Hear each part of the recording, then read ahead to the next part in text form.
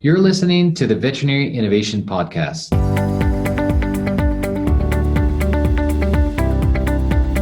You're listening to the Veterinary Innovation Podcast. My name is Shawn Wilkie, and along with my awesome co-host, we interview the innovators in this space every week. I'm particularly excited about today's guests. It's our first time where we've had two people. Ivan, why don't you go ahead and introduce the people that we have on the show today? Hi, I'm Ivan Zoc, and I'm happy to introduce two people from the CloserStill Media organization, or company, I guess.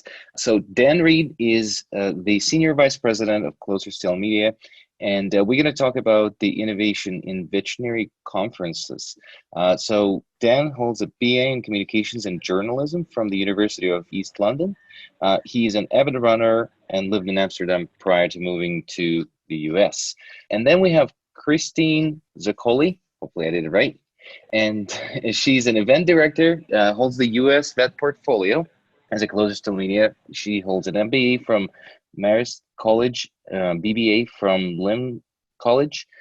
She's a Walker fundraiser and a register with the American Foundation of Suicide Prevention, which is super interesting because this is something that is a part of my MBA thesis. So we're going to talk, as I mentioned, about innovation in veterinary conferences. I've been veterinarian for many years. I don't know how many now.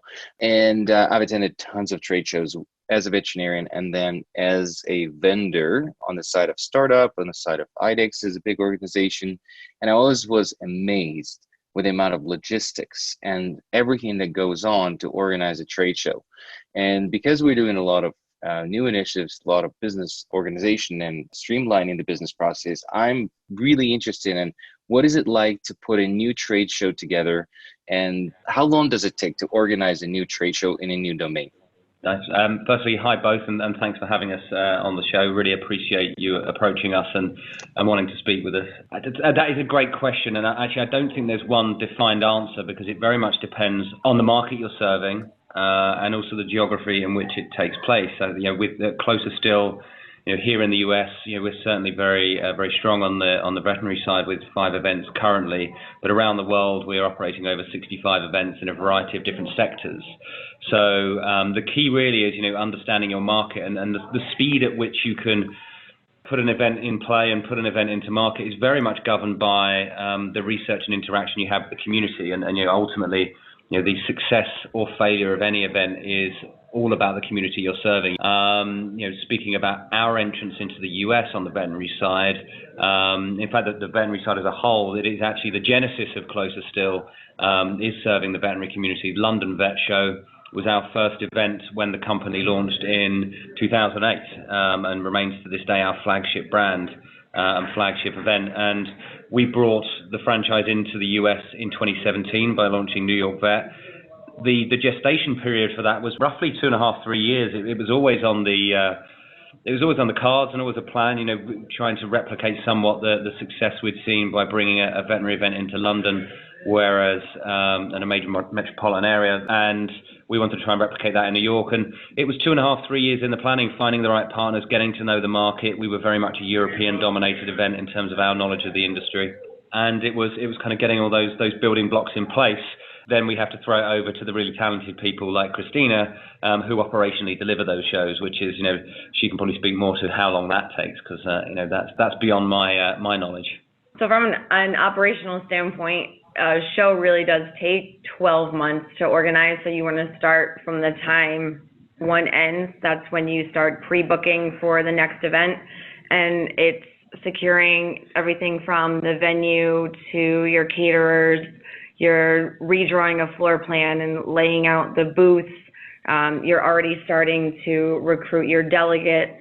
It really does take a 12-month process because once the exhibitors are in multiple shows, so to get on their calendar, you really want to do that early, and the delegates too. So the sooner you can get them into yours, the less chance you have of them forgetting about it. So we have to do everything from getting our third-party vendors to lock down hotel blocks and organize shuttles and, like I said, the caterers. So starting right after the event closes to going right into the next one is crucial. And with us, we have 5 in the US. So we're always working on at least 3 at a time. We're working on all 5, but there's always a focus on at least 3 at a time. Yeah, that's amazing. It's a logistical nightmare, it seems like, or at least it sounds like. One of the things that I'm really curious, after attending, 30, 40 vet shows over the last couple of years, like Ivan in the startup vein and with other companies, one of the things that struck me, and both Ivan and me have attended your London show and the New York show, and I was struck with the differences and the innovation or the new approaches that I guess probably are European in nature, given your guys' heritage as a company, that came over across the Atlantic Ocean and have now found their way to the 5 shows that you have in North America. For any of the veterinarians listening to our show, what's different about the Vet Show Group and the way that you guys look at trade shows compared to your competition? So that is a great question, and it's a really interesting one, particularly when you look at our entrance into the US. CloserStill as a whole, if you want to use a negative term, I suppose you could use the term. Our models are always relatively disruptive.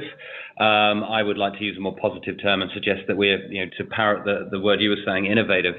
From the outside looking in, if you'd have said, let's go launch in the US, where there are probably 70 plus other events in the veterinary space, from large scale events through to regional events often organized by veterinary medical associations, or even local events and sometimes institutional events that are put on by universities and colleges, you'd have thought we were mad as a hatter to have suggested that there was opportunity to bring more events into the market. But the reason we can, and the reason we've continued to grow and continue to replicate the shows, is because of the model. The model is fundamentally different to the legacy model that operates in not just in the US, but in other parts of Europe and also Asia, because we've recently entered into Singapore and are looking at other options in Asia. Ultimately, the innovation is drawn by speaking to the market. Again, I can't put this strongly enough. We are not rocket scientists, and frankly don't need to be in terms of operating events. What we need to be able to do is ultimately listen to the community we're serving. And that community breaks down broadly into 2 constituent parts, really. Our exhibitors and sponsors, so the suppliers to your veterinary listeners, and then the most important part of the community being the attendees, the veterinarians and the other veterinary professionals that are attending the shows. And from our perspective, really, it all comes from talking to people and understanding what they want and understanding the market and the changing nature of people's behavior and their working lives. And just looking at the demographic shifts in terms of the veterinary profession, the fact that people are around the world in every sense of their lives much more time poor, understanding there's a domination of maybe smaller practices growing. So therefore, entire rafts of staff can't be out of practice for 4 or 5 days and sat in rooms getting their education for that 4 or 5 days. Our model ultimately is about value.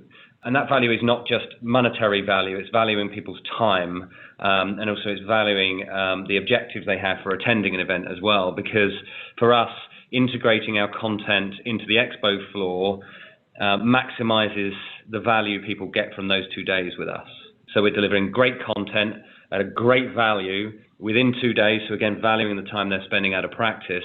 But again, on top of that is giving people the opportunity to interact with vendors, look for new suppliers, look for new products that are going to improve their productivity, but also ultimately, offer better treatment for their patients, which is ultimately why we're all here, right? We want to make sure we're treating the patients in the best way possible. And the vendors and suppliers on the exhibit side have fantastic stories to say. And in many cases, for kind of legacy models, they don't necessarily get the opportunity to see as many vendors as they possibly could, because the education is taking place, hundreds of meters, feet away. Whereas we're integrating onto the show floor to make sure that people get great value for their time, and they're getting the education they need, they're getting the rate accredited education that we provide, but also being able to see the vendors too, to improve their productivity and improve the lives of their patients. That's phenomenal. And as a vendor, this has been my experience, and what you're saying is exactly what I've experienced, is that, and I've been to a lot of North American show,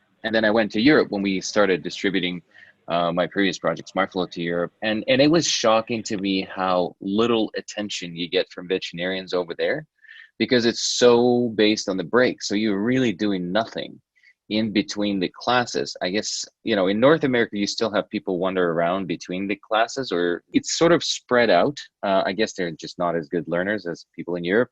Hey now.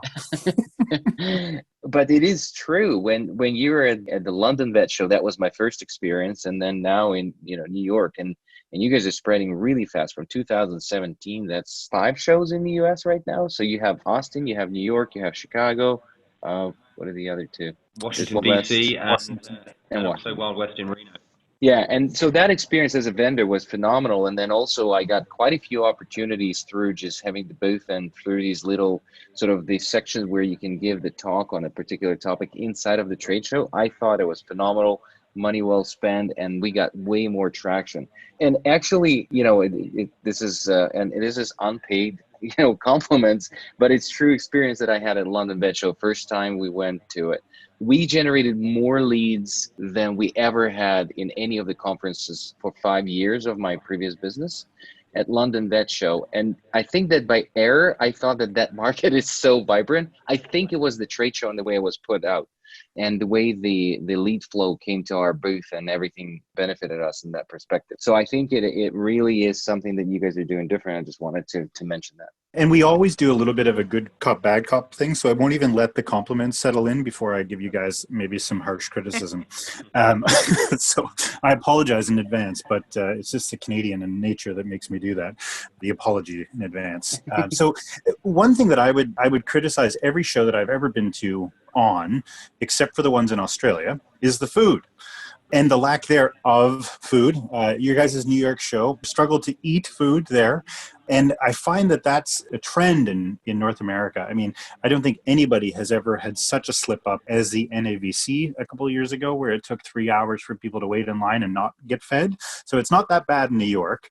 But I would really like to see every conference up their food game. I think that it would make for happier attendees and exhibitors. And I know it's expensive, but there's my little harsh criticism. And I'd love for you guys to comment on it. All feedback is useful, and honestly, I share your pain, because as well as organising events, we have to attend them, as visitors, and sometimes as an exhibitor. So I feel your pain. Out of interest, just to clarify, your experience of waiting in line for 3 hours, was that as an attendee, or were you a vendor that was exhibiting there? I didn't wait in line. I ordered Uber Eats that day because I saw the disaster unfolding.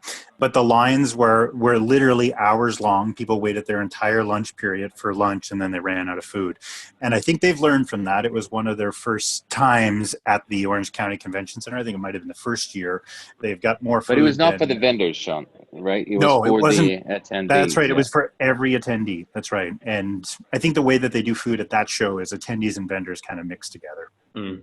Yeah, and it is honestly, it's a challenge. I'm surprised you didn't bring up Wi-Fi, because that's often the one we get very regularly. And we're all praying for 5G to solve that problem for us, frankly. But it's a point, and it's a challenge, and it very much is venue dependent, honestly. So, from the perspective of our events, we're probably a little more streamlined. Again, understanding that concept of value. We don't stick people in a half-empty hall with rafts and rafts of 10 tops with hot kind of plated buffet food. We have a kind of lunchbox based system where, again, we're understanding the value of people's time. That they don't come to our show to eat, and by God do we not promote it that our food is gourmet, but we do it as a lunchbox to make it quicker. To make sure that people are being efficient with their time. So that does eradicate somewhat the issue with the timescales of getting food. And it also allows us to manage quantity too, because we know how many registrations we've got and how many attendees are coming through the door based on digital scanning and things like that. So therefore, we can always make sure we've got the inventory there to get people through. So we have a system that is efficient, but also we have a system that allows us to manage inventory and the capacity we need in terms of volume of food. That said, I go back to my point of, we are not suggesting we've got Michelin-starred chefs catering our events. That's not why people are there. And it is a challenge. From a venue perspective, we are kind of restricted in terms of what we can do in terms of catering. Venues within the United States and around the world in many cases have an on-site catering company that you're essentially locked in to use. So your level of flexibility is relatively limited. It's also understanding the scale of the venue. So taking New York and the Javits Center, there are more concessions there. So if you don't want the lunchbox that we're providing as part of the package, there are concessions on site to allow you to go there. Whereas other venues maybe don't have that infrastructure there. So we are a little bit venue dependent. And when you choose a venue, it is one of the things you factor in. You're looking at, accessibility, location, proximity to airports, proximity to the hotel groups that people want and things like that. So how would I put this I'm not trying to be dismissive, but food and catering is not top of the list when we're looking at a venue. But I understand your pain, and we do everything we can in terms of working with the venues and our venue partners, which we value highly, to see how we can alleviate that issue. No, that makes sense. And I think, Shawn, the other thing is my observation, having been to veterinary and medical conferences and software conferences, I think people just don't like veterinarians. They're not fed well. And the medical conference, it was wonderful food. Yeah. So I have a question from a sort of organizational point of view, and thank you for taking that hit and answering that question. I didn't expect to get the harsh questions, but Shawn asked them. From organizational point of view, again, being fascinated with the project and program level management, do you guys use any software that is not a secret to lift a project like this? It's like building a building. So is it proprietary, or is there like out of the box something that you use to manage the entire project? We don't honestly have anything in particular. I think, again, we don't necessarily have to be rocket scientists to do what we do. We do have to work very hard. There's nothing proprietary per se. When we look at, we have custom builds for some of the classics that people use, Salesforce, for example, and our registration systems are customized in order to suit the needs, not just of us as a company, but we actually customize it for each of the vertical sectors that we serve as well, because in other parts of the world, we operate in the human health area, and therefore the type of data we need to collect is different because of legalities and regulations and things like that. So, we do customize some out-of-the-box solutions from our kind of software vendors and some of our kind of what I'd call our hard vendors, things like registration, but nothing particularly secret. A lot of this does rely on muscle memory. Honestly, people knowing what they're doing and us being able to teach people who come on board who may not be from this crazy background that we are from, how to do it. It does take a bit of time to understand. My parents always thought I was mad and kept asking me when I'd get a real job. So you too, eh? It is something. It is something that it is. I go back to the point of it's simple, but it's not easy. Yeah. Wow. And so the other question that I had, is there ever a sort of the watermark where you would say, okay, below this line, if we don't sign up that many people, the show is canceled? Is there such a thing, like on with the flights, where you would say we can't do this because there's not enough people signed up? Yeah, I've done it before. I have kind of tapped out. We had what we thought was a good idea, and it didn't unfortunately come to fruition the way we imagined. And the one thing about organizing events that I think people from our background don't understand is it's a really expensive process, and a lot of your costs come right at the beginning. When we book a venue, we have to put down hundreds of thousands of dollars in advance to pay for that venue to secure those dates. So if you don't go ahead, you've taken a significant financial bath. And so, when you plan things, it's like any other project. You have kind of go, no-go dates and certain criteria that you're having to hit. So be it exhibitor numbers that are contracted, attendee numbers that have signed up and registered, et cetera, and some soft stuff kind of around the edges in terms of kind of product and show delivery. So yeah, it happens, and the criticism about food is much less than the way we criticize ourselves. We really are our own worst critics, because we have to be, because again, we're not doing this once. We're doing this 60 odd times a year around the world, and expanding, acquiring other companies or launching new shows.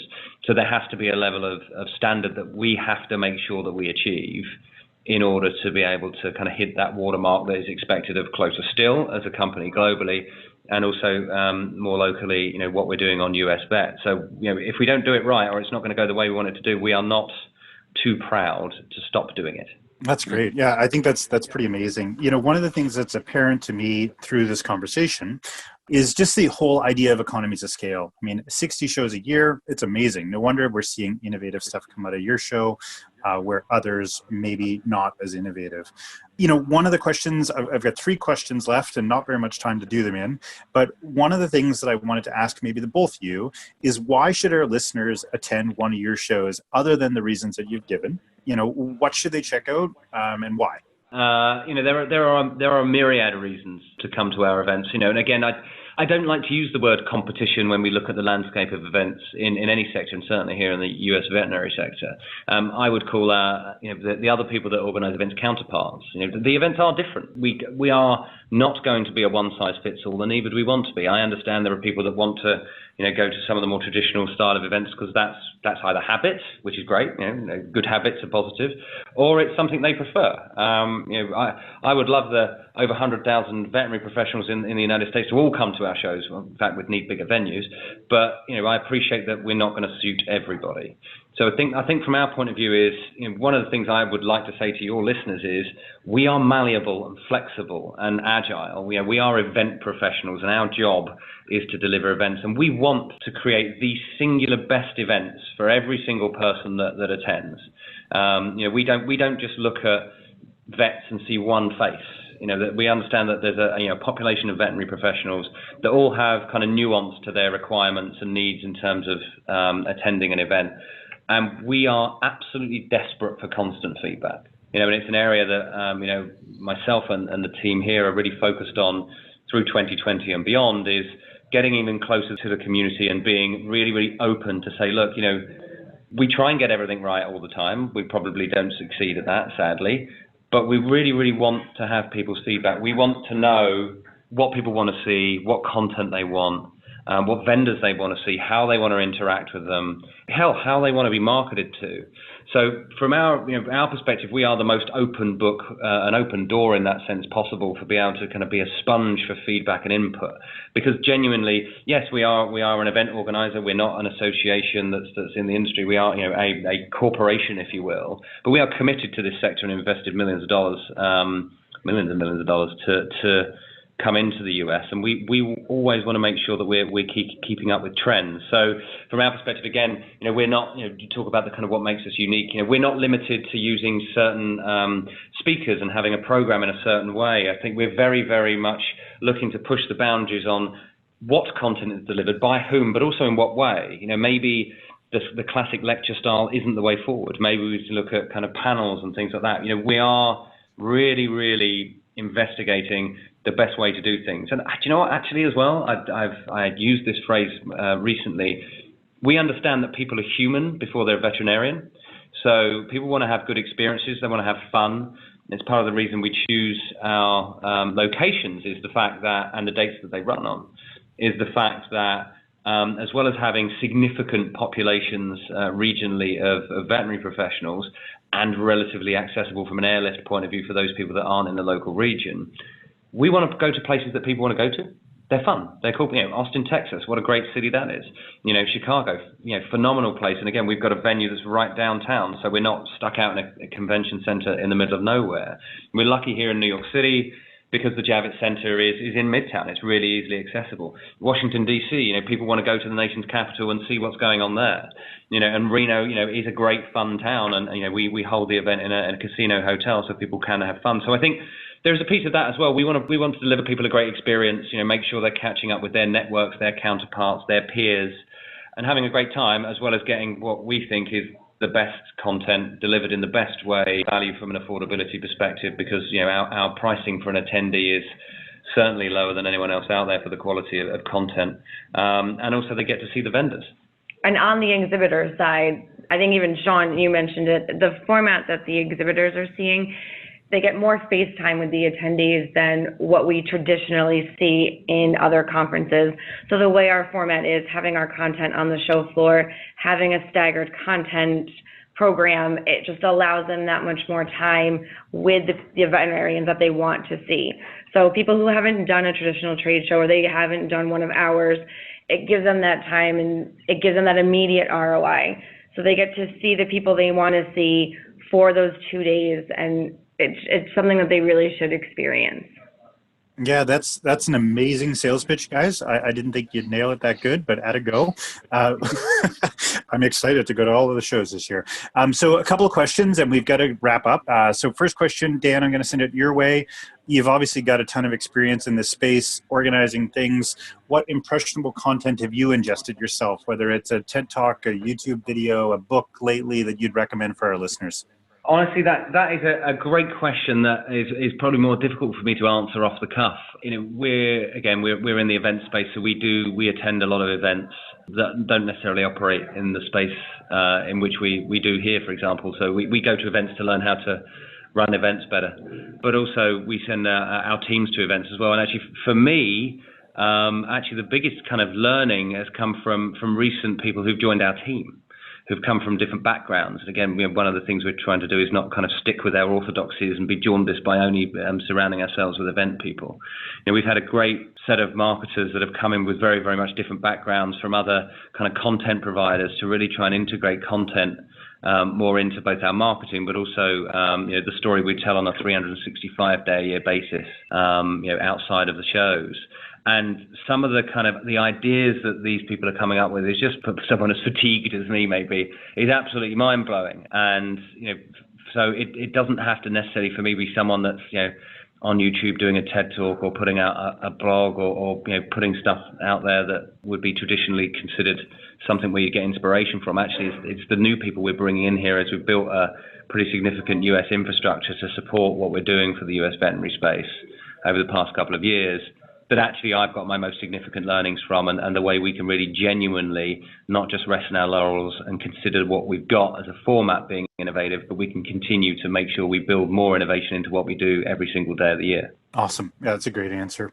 And then Christine, I guess we'll ask that question from you, since you know the space a little bit. Anybody from our space, or maybe even from your space, that you consider innovative that we should invite to this interview and the podcast? Yeah, we've had some phenomenal feedback in the veterinary space from Adam Kreisman, Peter Chapman, Andrew Rosenberg, Caleb Hudson, Scott Weiss, Courtney Waxman.